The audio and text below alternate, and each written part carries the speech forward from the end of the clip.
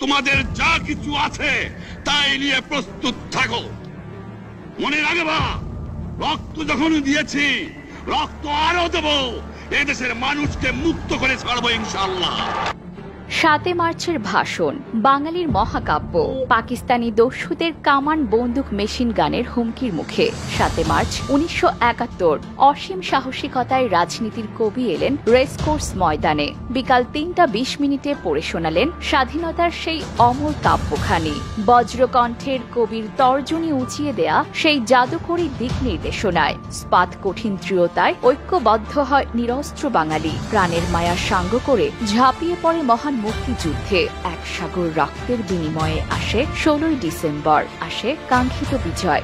ঐতিহাসিক ৭ মার্চের ভাষণে সেই মুহূর্ত আজও এখনো চির অম্লান, চির অক্ষয়। আজকের এই দিনে হাজার বছরের শ্রেষ্ঠ বাঙালি ও স্বাধীন বাংলাদেশের স্থপতি জাতির পিতা বঙ্গবন্ধু শেখ মুজিবুর রহমানের প্রতি রইল আমাদের গভীর শ্রদ্ধা।